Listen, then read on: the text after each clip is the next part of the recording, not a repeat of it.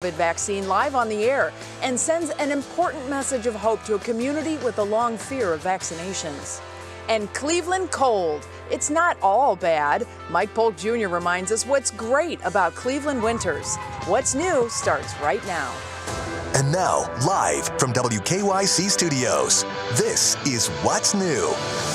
Oh, I need a little Mike Polk in my life right now to tell me that this isn't all bad, the cold weather in Cleveland. Hello again, Northeast Ohio. Thank you so much for joining us for our Tuesday installment of What's New. So good to be with you again alongside Betsy Kling. I'm Jay Crawford. Betsy, a very good Tuesday afternoon to you. And to you, too. Boy, we've had a lot going on today there at the nation's capital, but there's plenty going on here in Ohio, too. And we start with this week, with educators stepping to the front of the line for COVID vaccinations. Tomorrow, teachers and staff in Northeast Ohio's largest school system, right here in Cleveland, will be rolling up their sleeves for their first doses. This as the district is still working on plans for when students will return to the classroom.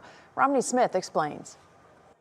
About a dozen school leaders in the Cleveland Metropolitan School District got their first COVID-19 vaccine this morning. You will see people of color here in the organization, as well as union leaders, who are all standing with me today to say that we feel safe and comfortable, and we hope the rest of our employees do as well. Hundreds will get vaccinated tomorrow in a process that's expected to take 2 weeks to vaccinate thousands. Scott DeMoro is the president of Ohio's largest teachers union and says vaccinations means one step towards getting back into classrooms. And so as more and more people are being vaccinated, that means that conditions over time are going to be safer to allow more districts to be open for in-person instructions. Even with mass vaccinations in Cleveland starting this week, the CMSD CEO doesn't expect to make a recommendation on when teachers and students can return to a hybrid learning system until late this week or early next week. We will continue to look at the public health data, which is improving in Cuyahoga County. That's exciting news. I also want to see how this process works this week to make sure we're on track for vaccines, and remembering that our second dose doesn't happen until mid-March. DeMoro says most school systems in the state are currently in-person or hybrid, so the vaccinations will mostly help those districts that are remote, but that safety protocols will still be in place for everyone for months. It may still be a little while before masks, before some kind of distancing, some kind of modifications are truly behind us. I think we're going to be exercising caution in the way we do school for quite some time. DeMoro told me that because of the number of educational staff getting their first vaccine this month and the second vaccine in March, that he expects to see majority of schools in Ohio to be at least hybrid by late March, but still offer an option for remote learning for families who aren't comfortable going back to school in person. It's definitely a big step for a whole lot of folks, Romney. Oh, yeah. Thank you very much. Appreciate it. Jay? Now on your feet at 5, Congress is looking to quickly push through another COVID relief package. And with it could come changes to the child tax credit. The proposed rules would help those most in need by putting more money in their pockets each month. Brandon Simmons explains how it would work. If you're an American with kids, you're most likely benefiting from the child tax credit to some extent. The child tax credits are basically a credit to help you from the government to take care of your kids, offset those expenses. Here's how it works. In its basic form, it's a $2,000 credit for each child when you file your taxes each year. Currently, you lose out on the credit if you make more than $200,000 as an individual or $400,000 if you're married. In a new proposal, Democrats are seeking much lower cutoffs, $75,000 for individuals and $150,000 for couples, a significant change to help target those with lower incomes who are most in need. That income level is being reduced for those who qualified, but in exchange for that, they're increasing the credit amount as well. Also new, instead of waiting to file your taxes, the single payment would be broken up and distributed monthly. That's $300 per month for kids up to age 5, $250 for kids age 6 to 17. The new rules also don't have a minimum earning requirement, meaning those out of work would still get help. The biggest change is that those income thresholds have been reduced significantly. And, this bill is targeted to help those that, are not as earning as much, may have been affected more by COVID. And it's a big deal as roughly 1 in 7 kids live in poverty. The new rules would help 4 million children get above the poverty line and put millions more a little closer, according to Tax Policy Center estimates. It's a significant change, but one that won't stick around. So it would only be for a year, and then we'd go back to the current, or the 2020 version, which was that $2,000 amount. Now, again, this new tax credit is only in the draft stage. The rules could change many times before it's finalized, and this is separate from stimulus check talks that are also happening simultaneously. So there could be a lot more help coming for those in need, Jay. And I do want to add, those checks would start showing up in July and last for a year if they do indeed get approved. Brandon, much needed money, perhaps on the way. Brandon Simmons tonight. Thank you, Brandon. Also making news today, the Cleveland strangler is dead. Anthony Sowell, the convicted serial killer and rapist, died at an end-of-life care unit in Columbus yesterday. It was a story that shocked Northeast Ohio and the nation when 11 women's bodies were found in his house on Imperial Avenue in 2009. Our January Keaton is live there where his house once stood. In January, how are the victims' families remembering and reacting?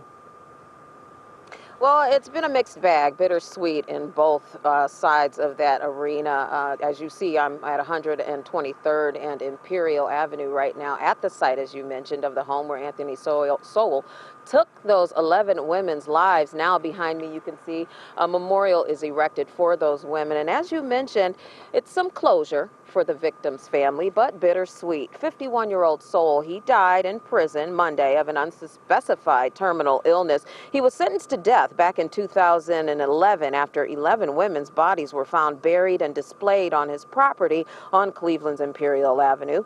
Florence Bray's daughter, Crystal Dozier, was his first known victim. She tells 3 News that Sowell's death has brought her a sense of peace. Do you feel like there's some closure now that he's dead, or do you feel? Yes, very much so. I can sleep better. Now, the prosecutor in the Sowell case, he sent us a statement about his death, reading in part, "My thoughts and prayers at this time are with the family and friends of the victims of this monster. This community will never fully recover from the horror that occurred on Imperial Avenue. My hope is that law enforcement and the criminal justice system have learned from the mistakes." Now, coming up at 6, we'll talk to some folks close to the case who say Sowell's death, as I mentioned, is bittersweet. Live in Cleveland, January Keaton, 3 News. And January, you mentioned the side of things as far as the police force and how things are investigated. This case exposed major problems and spurred big reforms across the state of Ohio and beyond on how sexual assault cases are handled. We're going to have more on that side of the story coming up on What's Next at 11 o'clock tonight. Thank you very much, January. Well, in other news today, the eyes of the nation were once again on the nation's capital as the second impeachment trial for former President Donald Trump gets underway. Senators are debating over whether the trial is constitutional. That's the coverage you've been watching through the afternoon. And if a vote tonight moves the trial forward, and that is expected to happen, arguments will begin tomorrow. Each side will have 16 hours to make their case. President Trump is charged with inciting the Capitol insurrection last month. We'll have more on this at 6 on What Matters Most and have live coverage continuing at WKYC.com. A sad day today for Cleveland sports fans as the most successful Browns head coach in the last half century has passed away. Marty Schottenheimer coached the Browns for only 4 full seasons. He was there from 1984 through 1988. He took the team to the playoffs in each of his full 4 seasons here, twice losing to Denver in the AFC Championship game. Marty went on to coach in Kansas City, Washington, and San Diego. He coached 20 full seasons, amassing 200 career wins. That's an average of 10 wins per year. He is the only eligible NFL head coach with 200 career wins not in the Hall of Fame. In fact, those 200 wins put him 8th on the all-time list for wins. Marty was diagnosed with Alzheimer's disease in 2014. He died at his Charlotte, North Carolina home last night. Marty Schottenheimer was 77. Coming up next here on What's New, there's a long history of mistrust with the minority communities and medicine. Our Leon Bibb explains why his plea for minorities to get the COVID-19 vaccine is so important. Then slowing the home run surge. A record number of home runs were hit during the 2019 season. The reported changes coming to Major League Baseball that is expected to slow that curve.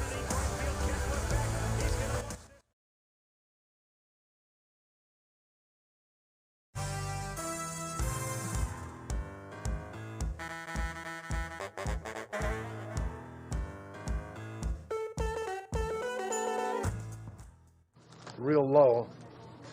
Yeah, he was low on my end too. Yeah, I'll be talking about this level. Speak up, and I'll be talking about this level. You hear me okay? Got it. I hear you fine. I hear you fine now.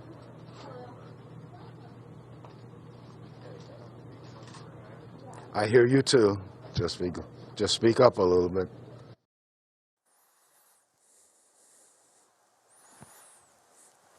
Yeah, Al, for now I do. We'll see how the connection decides to stay here.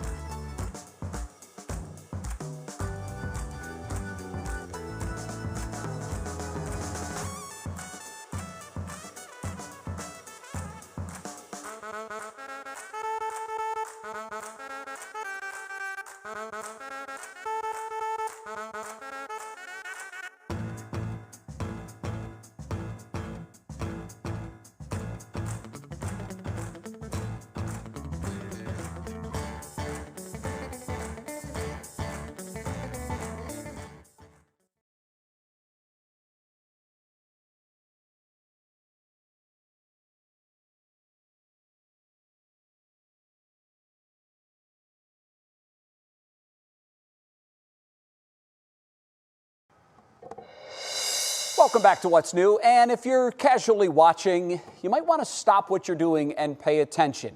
Please, just for the next couple of minutes. This is very important. The Black and Latinx communities are among those hardest hit by the coronavirus, but there is a history of great mistrust in these communities when it comes to vaccinations. So we bring in our Leon Bibb, who joins us tonight from Discount Drug Mart in Maple Heights with a look at the history behind this mistrust. And Leon, you know, you're going to be getting your own shot tonight too, as you are in the 1B group. So can you give us a little bit of the backstory of why there is such mistrust? Well, I will tell you, tragically, there has been a long time mistrust of government things and medical things in Black communities and in Latinx communities. They are hesitant to accept this COVID vaccine. Some people are, not all people, but some people. And there are fears about taking this vaccine. Right, as you said earlier, I'm in the pharmacy run by Discount Drug Mart. We're in the community of Maple Heights right now, where the vaccine is being given to those who are eligible. By the way, I'm going to take the vaccine live on television in just a moment. But first, let's look at the historical fears and the historical reasons why some blacks and some browns are hesitant about the vaccine. A pandemic, which is all-consuming. Complicating this crisis is another one, fueled by distrust of medical systems and of the government. In the U.S., Black people are 4 times more likely to be hospitalized from COVID and 3 times more likely to die from it. Still, in some Black and brown communities, there is hesitancy to get the vaccine. Certainly there's a lack of trust. Dr. Lee Kirksey, vascular surgeon at Cleveland Clinic, is troubled by the lack of trust among some for the COVID vaccine. But he is aware distrust of what the government says about the vaccine stems from an old problem that has ancient roots. Going back 400 years, to slave times and these experiences that have been passed down through generational. And we talk about the United States healthcare Tuskegee experiment. The Tuskegee syphilis experiment was a U.S. government clinical study between 1932 and 1972. Studied was syphilis and its effects if not treated. Deceived into the study were poor black sharecroppers told for their participation they would receive free government health care. The poor black men were never told they, in fact, had syphilis and were never treated for it even when a cure had been found. When the unethical federal government abuse was uncovered, then came an apology. But it was too late to save most of the 399 black men who had died. Distrust of government grew. And even in more recent times, in far different areas. We think about Flint, Michigan, and the water issue and crisis that disproportionately affected blacks and poor whites in Flint, Michigan. All this sowed seeds of distrust in government. It is the government which proclaimed the COVID vaccine as safe, but some are suspicious. So there is a push for acceptance of the vaccine to end the pandemic. These vaccines that we have available under emergency use authorization, they're 90 to 95% effective. Community leaders among black and brown populations are publicly taking vaccine shots, encouraging all people to do the same. Among those promoting the vaccine is Cleveland Clinic's Dr. Kirksey, who applauds community leaders who are black, who are well known, who are saying they're taking the vaccine and they are suggesting that the rest of the public do as well. Absolutely. If I get the vaccine, I'm not just helping myself, but I'm helping my auntie, I'm helping those older folks within my environment that may be more susceptible to severe COVID infection. Wherever you can get the vaccine, get it. The vaccine is safe. The protection of your life and those around you depends on it.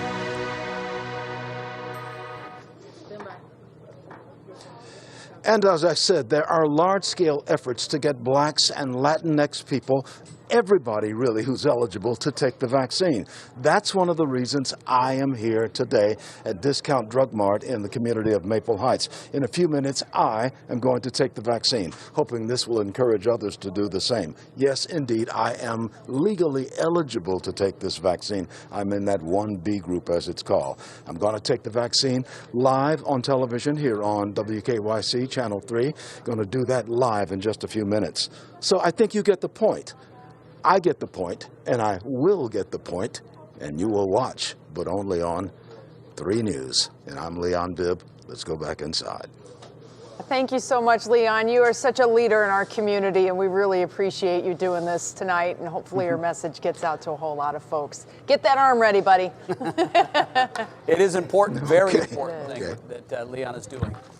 All right, let's turn the page now to weather. Yeah. Matt Wintz from his home. Actually, I'm going to do it. Oh, I was just told Matt was good. Well, I'm not quite sure. Bibb. I have conflicting reports, so I'm just going to get the clicker and head to the key just in case.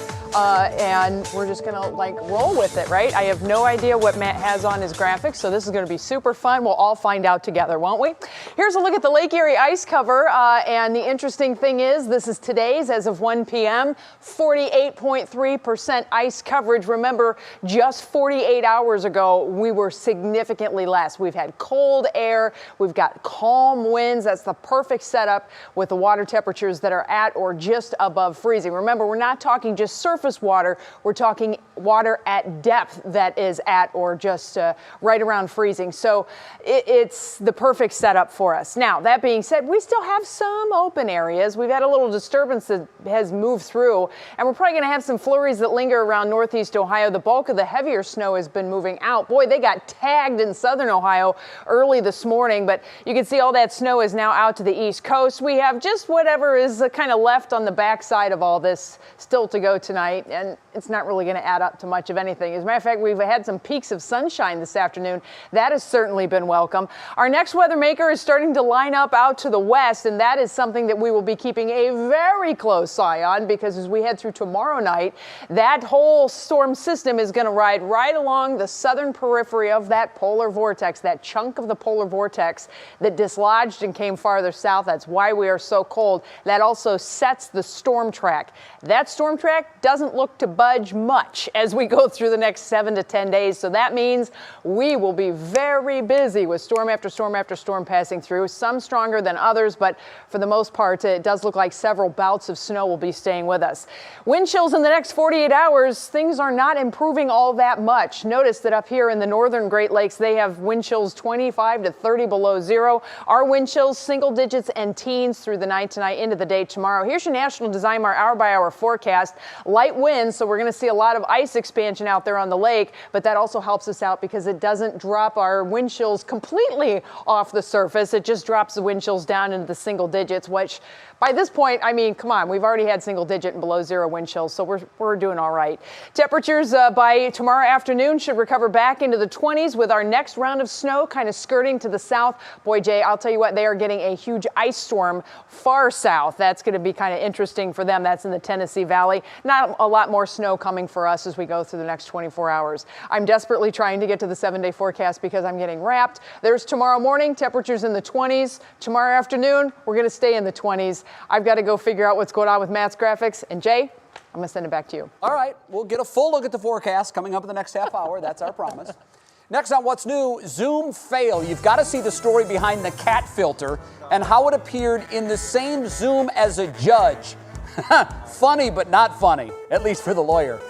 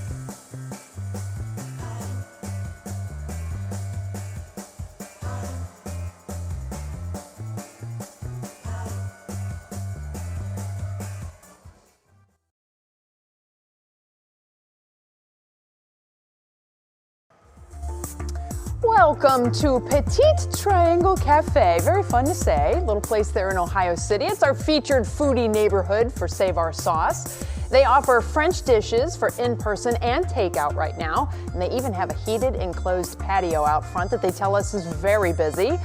And if you need a Valentine's Day gift idea, need a little plan, well, this romantic spot will be offering prix-fixe meals. Visit WKYC.com for a full list of great restaurants in this neighborhood from our Doug Tratner. Well, here's a strange story. Major League Baseball actually wants to reduce the number of home runs. According to a report by the Associated Press, they're going to be making changes to the baseball. This in part because numbers were at record levels in 2019. Essentially, what you need to know about the ball is it will be a little less bouncy. Now, why they'd want to do this is anybody's guess. Anybody knows that as home runs go up, the attendance follows as well. That would hurt their hands more, too, when they get a good hit on it. Stinger. Well, it's just interesting. I mean, I don't know why you'd want to take the most popular facet of the game away. But there you have it. All right now it's time for our daily Worth the Watch. Boy, this is the funniest thing you'll see all day by a long shot. The video comes from a court proceeding, but somehow one of the lawyers involved can't seem to figure out why he's appearing as a cat. Watch. Can you hear me, Judge?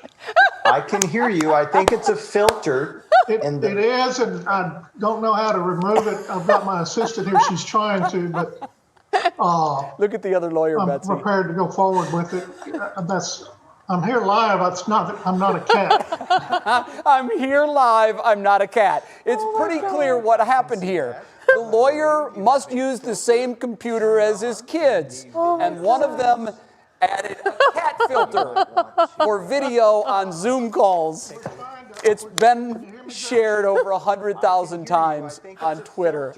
Betsy, the other lawyer is just priceless. He's just sitting in the box like, what am I looking at? Oh, that is such beautiful video. It's great.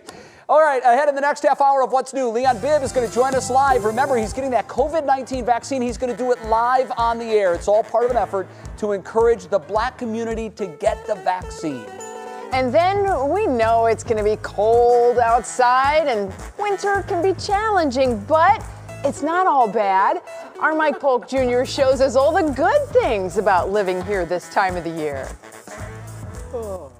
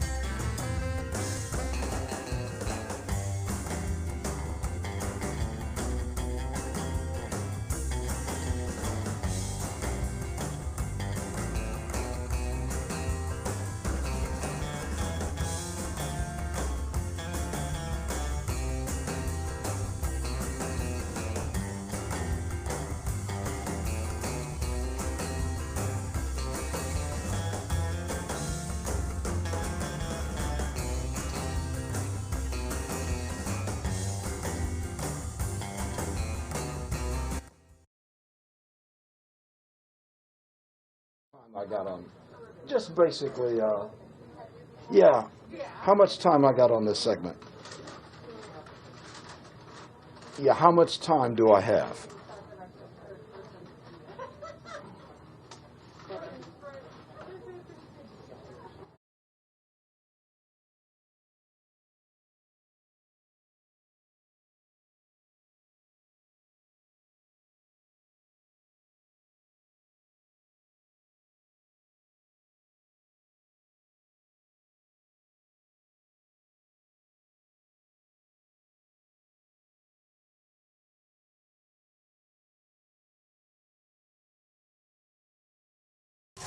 And now, live from WKYC Studios, this is What's New. Welcome back, everybody. Here at the bottom of the hour, we're going to turn things around and start with 3 things that you need to know. Breaking news from Capitol Hill at this moment. The Senate voted that the Trump impeachment trial is constitutional. That means that tomorrow, each side will begin 16 hours to make their case. President Trump is charged with inciting the Capitol insurrection last month. This is the second impeachment trial for former President Trump. We are streaming coverage live at WKYC.com, and we'll have more coming up at 6 on What Matters Most. And some sad news from the entertainment world today. Rock and Roll Hall of Fame inductee Mary Wilson, a founding member of the Supremes, has died.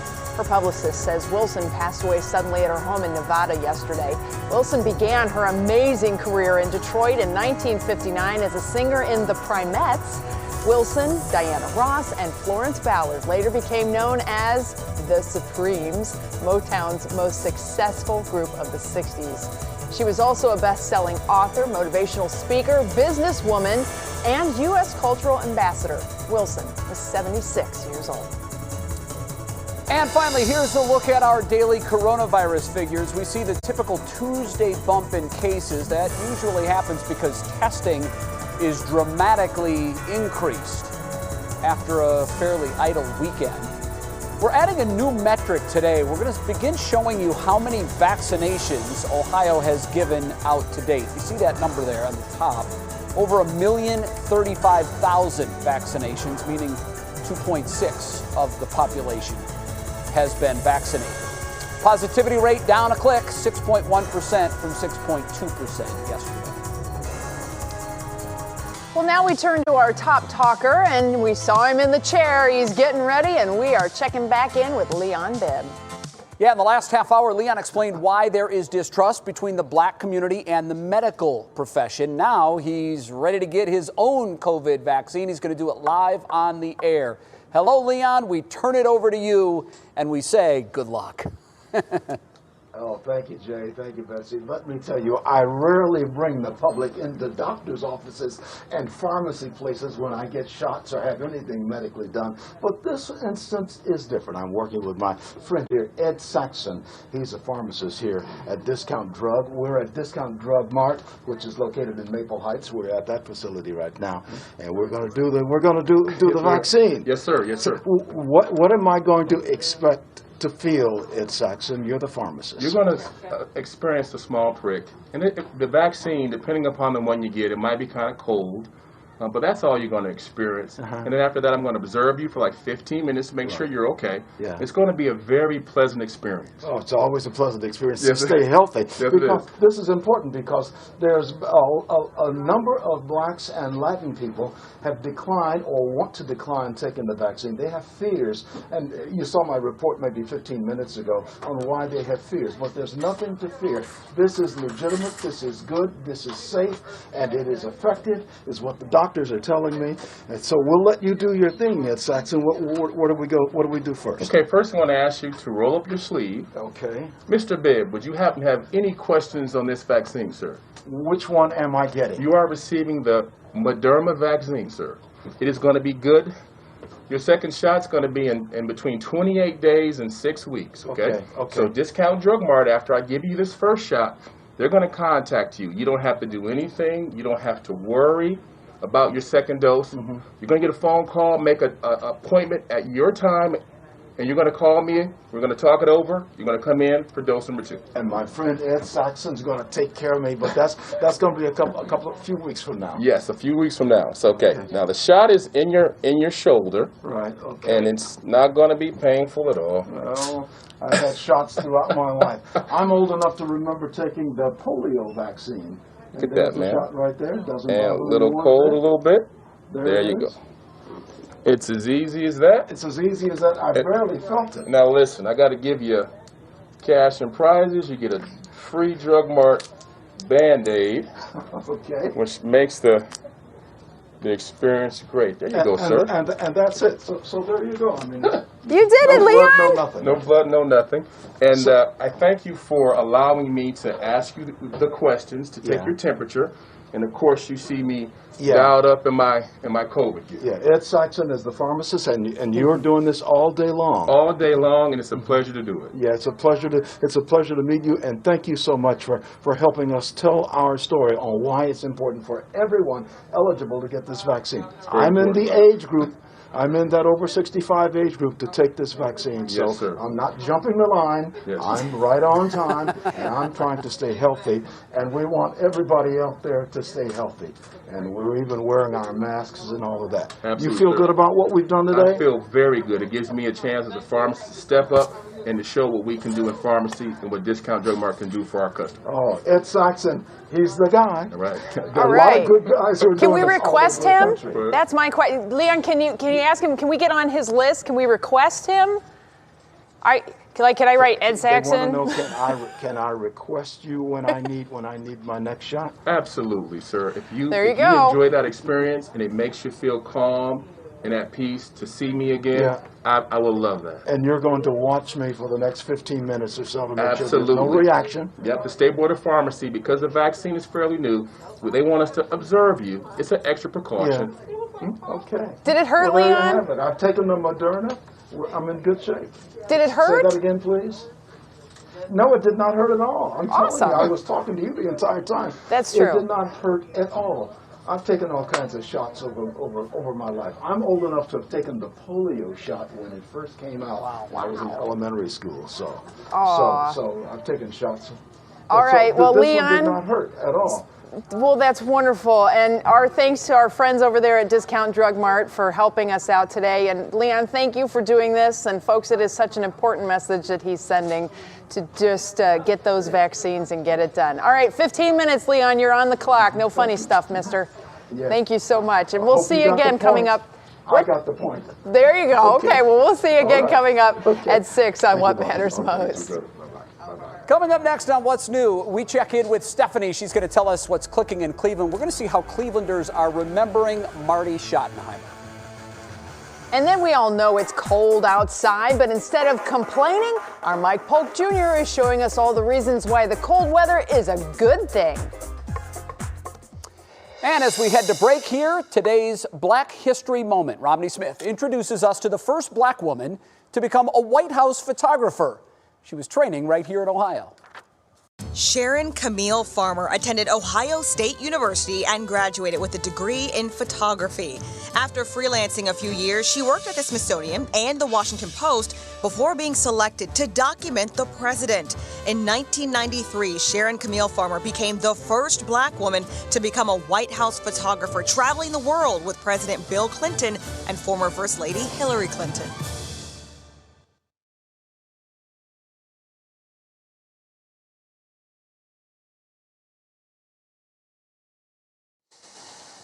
Okay, that sounds good. Hey Al, how you doing? Mic check 1 2 3 4 5 6 7 8. This is our first. Yeah. Perfect. That works just fine. Thanks, Al. Thanks for rolling with it.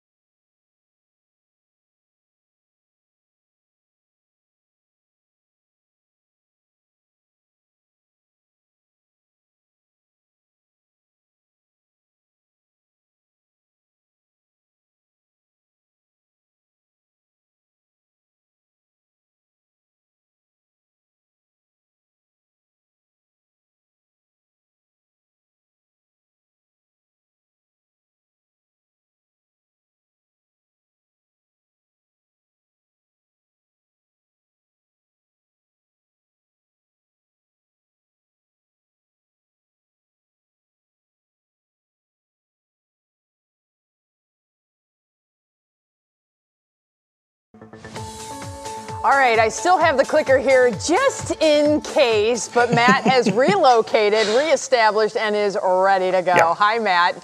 Calm down, breathe deep. Yeah, it's your turn. Betsy. Oh, I tell you what, I'm great right now. I appreciate you stepping in. And, I think we should do that maybe every other Tuesday where we build graphics for each other and then the other one jumps in and just tries to see what kind of story it is. It's terrifying. It really is.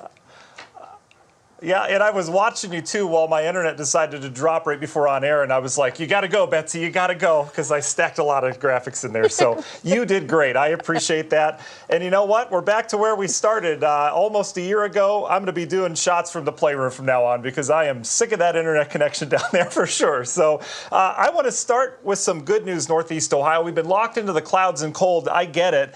But let's talk sunset times. I love updating this. So tonight the sunset's going to be in about 12 minutes or so, but by next Tuesday we're beyond 6 o'clock. And look what happens as we advance throughout the month of February. And then there's that time change in about 4.5 weeks. We're talking 7:30 sunsets in a mere 5 Tuesdays from now. So that is really something to look forward to. The sunset tonight, though, you can't really see it unless you're west of Cuyahoga County there. You can see we're lingering some flurries out towards the snow belt. There's not a whole lot of flurry activity because we don't have a lot of that lake that's exposed and not a really good setup for it either. But this storm system, as Betsy mentioned in the first update, produced a heck of a lot of snow downstate. 10 inches in Cincinnati. It was their second biggest snowstorm in the last 20 years. They got 4 to 6 inches in the Pittsburgh area, but for us, just the 1 to 2 and isolated 3 as it got down towards the south. Our next system setting up towards the south and the west, though. This will move in with some moisture that begins to expand on radar over the next 24 hours. And we're not expecting a lot of snow out of this, but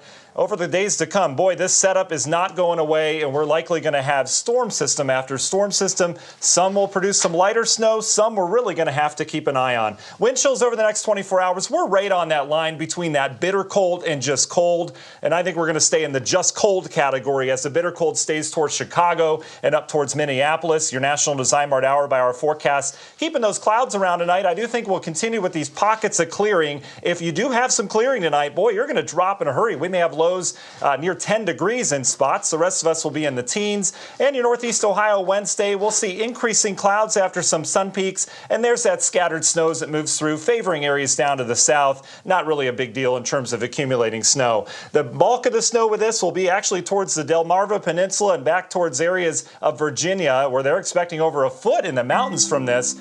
But not a lot for us in terms of local snow from this tomorrow. But things get interesting after that. Union Home Mortgage 7-day forecast. We're going to watch another snow system in here Friday and Saturday, and yet another one on Tuesday and Wednesday next week. We have to keep a real close eye on those. Those could produce some decent snow depending on the track, but all things point towards a much colder Valentine's Day, Betsy, as we've been alluding to, and that looks to stick around on Monday. Certainly no warm-ups in sight.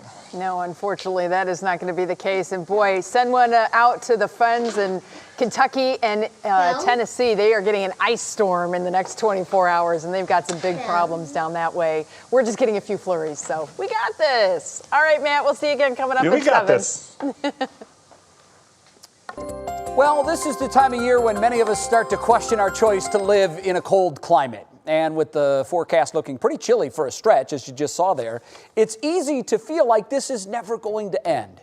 But luckily, our Mike Polk Jr. is here to help by sharing some positives. Yes, positives about surviving a Cleveland winter. More seagull. Give me more seagull. Oh. Hi. I was just using cutting-edge green screen technology to indulge in the illusion that it's nice outside, instead of what it's actually like, which is, as you're probably aware, like this.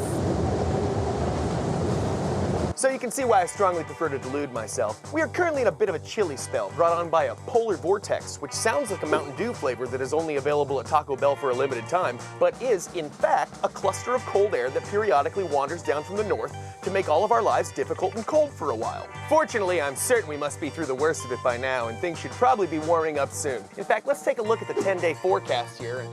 Oh, sweet Moses! There is no end to this Arctic hell! Take it down! Take it down! Now, I know it might seem grim and cold right now, folks, so I thought I might try to lift some spirits. by sharing with you a few positive things about living through a February cold snap in Northeast Ohio. Number 1, extra freezer space. I don't know about you folks, but I am forever running out of room in the old icebox. But not during periods of intense, miserable cold when the whole world becomes your meat locker. Goodbye frozen food storage woes. Number 2, zero fashion pressure. Dressing fashionably can be time-consuming and stressful, whereas dressing purely for survival removes all that pressure. So you do you. Number 3, less crime. Feel free to leave your doors unlocked and your cars running in the driveway, because studies show that cold weather tends to cause an across-the-board decrease in most types of crime, because even crooks don't want to be out in this mess. Number 4, allergy relief. Congrats there, Sneezy. The pollen count is virtually non-existent in weather like this, because even pollen doesn't want to be out in this mess. Number 5, too dangerous to jog. Let's face it, running's not even an option right now. It's not just cold, it's dangerous. Better to play it safe by taking this time to instead rewatch all 8 seasons of Game of Thrones while eating ice cream from your window freezer. Number 6, improved brain function. Scientists say that cold weather may boost brain activity. But frankly, I feel like if that were true, we'd all be smart enough by now to have found a way to leave town from January through March. And finally, number 7, increased life expectancy. Some studies suggest that living in a colder climate may actually increase our longevity. And just think, if that's true, it means we might get to experience a couple of bonus winters just like this one. So, even more of this. Huzzah! Well, I hope that helped everyone. This is Mike Polk, de-thawing Northeast Ohio hearts for 3 News. Absolutely genius. I love the extra storage space for the freezer. That is so clutch. Good. It really is clutch. Haven't you ever cleaned out the freezer? Like you clean the freezer, you literally load everything in a laundry basket and throw it on the back porch while you're cleaning the freezer out. But Bets, I wonder if it's like 0, could be too cold for some things. Like, I don't know that your freezer isn't 0. Okay. I mean, frozen is frozen. I know there's like freezer burn and things like that, but your freezer is at 32. A deep freezer is going to be colder than that. You're probably going to be okay once it's frozen. I wouldn't put any glass bottles outside in 0-degree weather. Or any of your pops or anything that are closed in your car. That's a big mistake. That could end badly. That could end really bad. Don't do that. Well, you know, there's some cool things that happen when it gets this cold, right? Matt Standridge was out, and he took a pair of jeans there and some clothes, and he held them out in the cold air after dipping them in water. Look at this. And he made a frozen person. Watch. And he just stacks it up. There it is. The Headless Horseman. The Invisible Man. It's all frozen. Isn't that fantastic? It's kind of creepy, but it's beautifully done. Why not, right? So that's a fun one to try with your kids. See if you can get that one done for sure. Just be careful, obviously. Yeah. But yeah. He said it took about 10 to 20 minutes for all that to freeze. You got to hold it. Yeah, and that can take a while. The colder it gets, the faster it goes. That's true. Go a lot faster coming up. All right, coming up for us, everybody, get your hands on a piece of history. The historical items that will be up for grabs at a liquidation sale in Cleveland later this week. Yes, secondhand. Then show us something good, how one school is feeding students in need while also teaching them the importance of helping others.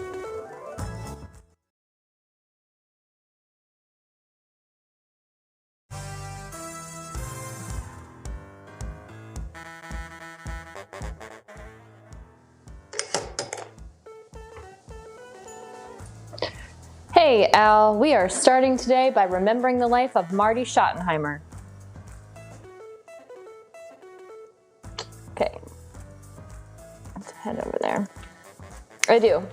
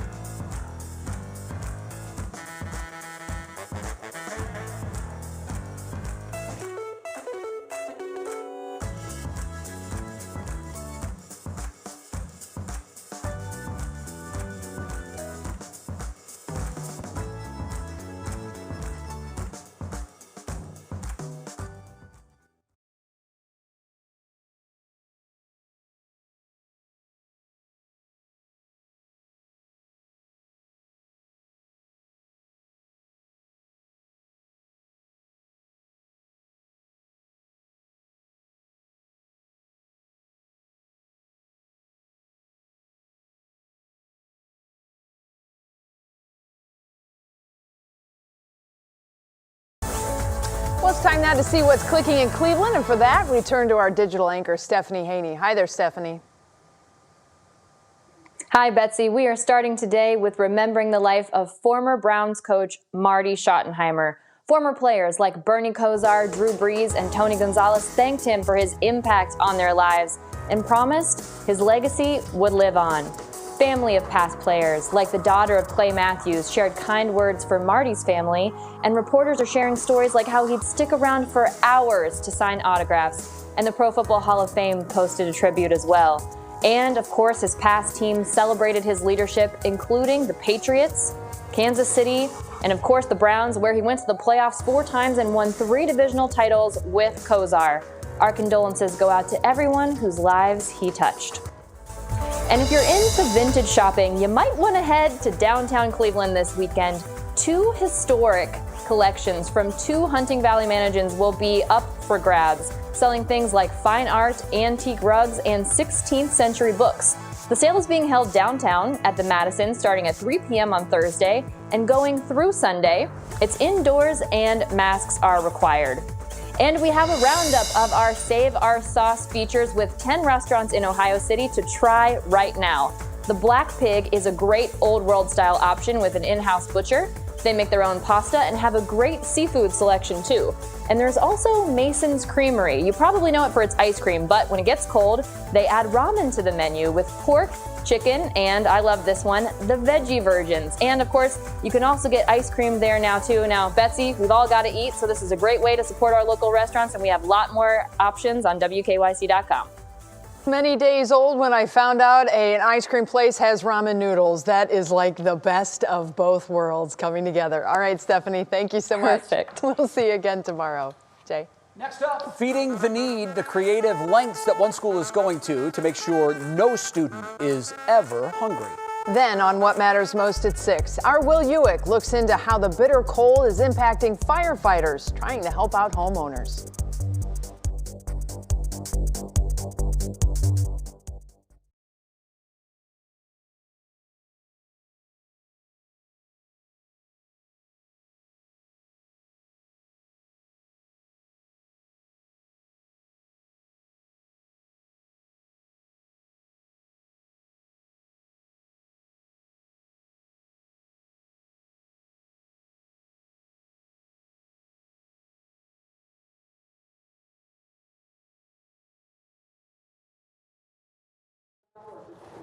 Hey Al, how are you? Testing 1, 2, 3, 4.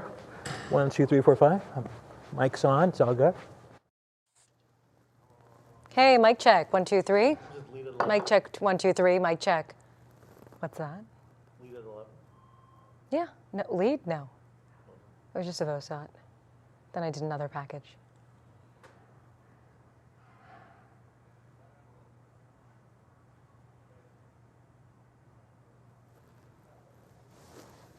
Crane, your day's done. How do you feel? Mine has just begun.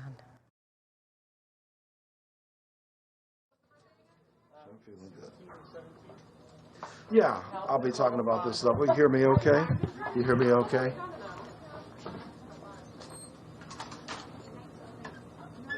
Okay.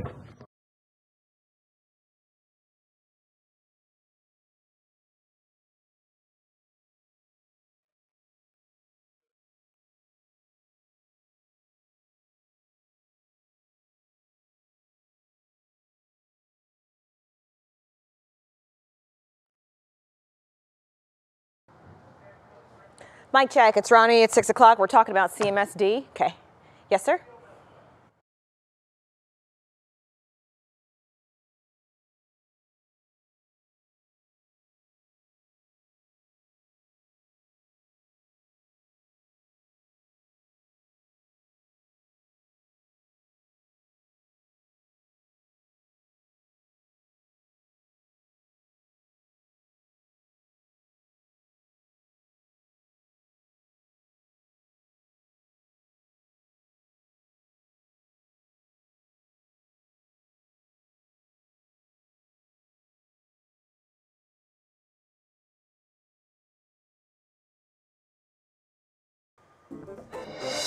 All right, here's your pop quiz on this Tuesday. We all know that the computer mouse has a speed measurement that you can set based on how fast that little arrow moves on your screen. Betsy, is that measurement called flops, Mickeys, or inches per second? Inches per second is like, that's not a good one. So I'm going to take that one out. Flaps, probably not so much. No. I'm going to go Mickey's because, you know, computer people have a sense of humor. Yeah, and they do, and I think this is very appropriate. The measurement actually isn't inches per second, but it's pixels per second, but it's called a Mickey. There you go. So now you know. Well, we wrap it up today with our Show Us Something Good. Comes from Texas. Students who live in a food insecure area will no longer stress about where their next meal will come from. This is a great story. There is a grocery store, Betsy, located inside the high school in Sanger, Texas. The food doesn't cost money. Instead, you pay for it with a point system. Students are awarded points for doing good deeds, nice things, and then those points are cashed in for food. The store is managed and run by students. They plan to hold food drives to help keep the shelves completely stocked. Wow. I think this is an idea, Betsy, that can catch on. That is really cool. It reminds me a little bit of LeBron's I Promise Village down there in Akron. And basically everything those families need to set them up for success is right there. It's so convenient, and man, it can change lives in an instant. Oh, such good news. All right, well, thank you everybody for watching us today here on What's New. We're back tomorrow at 5. We hope you join us then.